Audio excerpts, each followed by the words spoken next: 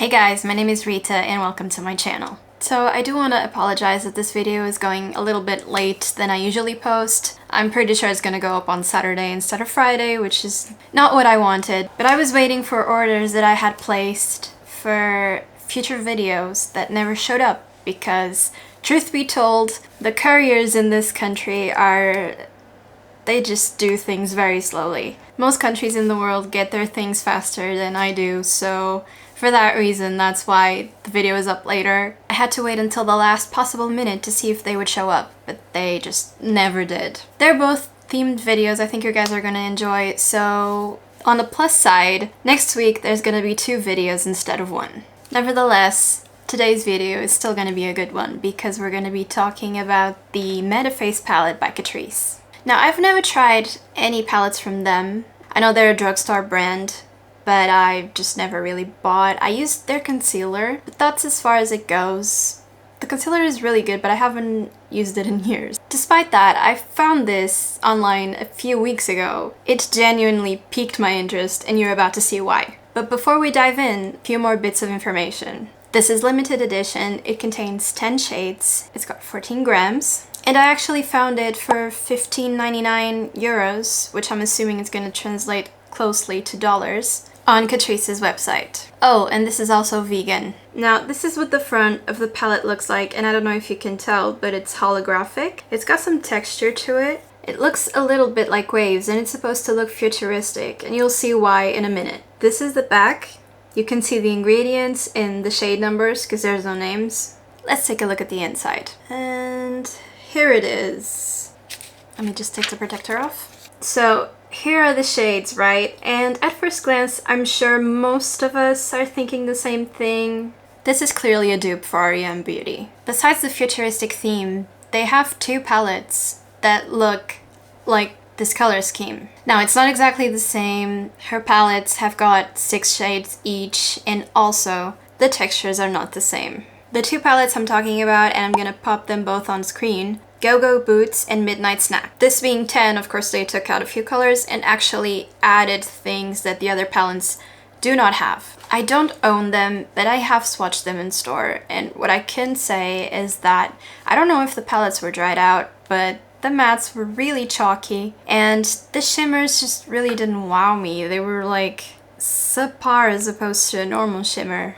I've seen videos with them, so I'm sure they looked fine on the eyes, but they did not captivate me enough to want to buy them. I love Ariana and the concept for the brand, but thus far, nothing has really made me want to buy it. The only thing I've bought from them thus far is the highlighter in Miss Mercury. And I keep waiting for them to improve because I really want to try more stuff from them. Hopefully I will in the future. But let's get back to this. There's actually 5 different formulas in here. Like, these 2 are mega shimmery. These 3 are more like a dimmed down shimmer. There's these mattes, and then this one right here is sort of like a cream. I don't know how to describe it, but you'll see in the swatches. And then this final one is kind of what I think the closer to the R.E.M. Beauty's shimmers, which is like a very, very, very toned down with barely any glitters in it. These 2, like, these are the sort of formula that I wish she had in her palettes. So sparkly and so glittery. Also, I just noticed, and I don't know if you can see, but this white cream shade has got droplets on the sides, which I'm sure is some sort of ingredient from the formula separating. It's not a big deal, but I'm curious to see how it performs. Here are some swatches. That cream shadow is basically clear with a purple shift when it faces the light. I'm definitely excited to do a look with this, so let's try it on the eyes. I've zoomed you in closer. Sorry if you noticed the bumps on my skin. I'm having an eczema rash. It happens every other week. I can wait for it to go away, but it just does not. Anyway, I'm not entirely sure what I'm gonna do with this because the only mattes in this palette are bright colors, which does not go with this end right here. I'm just gonna add color to my eyes and pray it looks okay at the end. Firstly, I'm taking this lilac shade and I'm winging it in the outer corner. There's a wash of something, but I can barely tell it's there. It would definitely pop better on top of a white base. I've blended it out and now I'm adding this pink shade on the inner corner. So far those two are very powdery, but that's something I expected. Light colors are usually more powdery than dark, but I mean, it got the job done. You can clearly see them. Now I'm gonna try this cream shade, but I'm not entirely sure if it's gonna break the base underneath. We'll have to see. Okay, so it's definitely like putting Vaseline on your eyes, and it actually lifted the base as I was expecting. You can barely see it, but it's there. Oh yeah, this is definitely breaking apart by the second. Now, the shimmers in here are so dark that I don't even know which one to go for. I feel like none of these go with this, but I'm gonna have to choose something.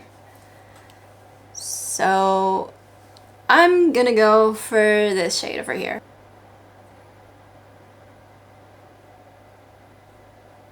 I don't know how I feel about this. Is this the look that I was going for? Not exactly. I mean, it's pretty, but this shadow has a pink to yellow gold shift and it does not look good in certain angles, but we're just gonna overlook that. I'm adding this shade right here on this bit of my eye and also on my inner corner for some pop of shimmer.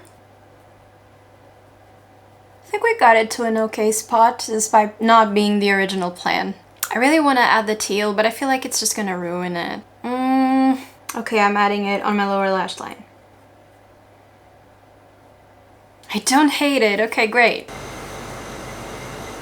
I think that's all I'm doing for the shadows. The other four just really don't match the vibe that I'm going for. Like, these three are too dark and the gold I feel like clashes. So I'm gonna go off camera and finish this and I'll come back with the final look. See you in a second. I'm back, I finished my face. I tight lined on the bottom with a purple and on top of the black, added some mascara, highlighter, and lipstick. And here's the finished look. Final thoughts. I actually really enjoyed this palette. Apart from this cream, I mean, you could use it on a bare lid or to put a shimmer on top, but on its own, it's just too sticky and it breaks apart whatever you have underneath. Besides that, the mattes worked well. The shimmers, especially these two, are very shimmery and very metallic. The only thing I don't like about this is, like I said, like this is very dark and it does not go with the mattes in this palette. So there aren't a lot of looks that you can do with this. It's always going to be like either a rosy or a lilac-y or a turquoise look. But if you have a lot of palettes, that isn't a big deal as you can always mix and match. So yeah, I enjoyed it, and for the price I do recommend it. Especially if you wanted to try the R.E.M palettes and they're out of your budget, or you don't enjoy the formulas as much. That's it for today's video. I hope you enjoyed it. Don't forget the next week we're gonna have two. Which, I mean, I'm gonna have to work hard, but we're gonna get there. And they're gonna be really fun and long to compensate for these last two having been, I don't know, 5 minutes long. So if you like this type of videos, please don't forget to subscribe and leave a like if you liked it. Stay safe and I'll see you next week. Bye!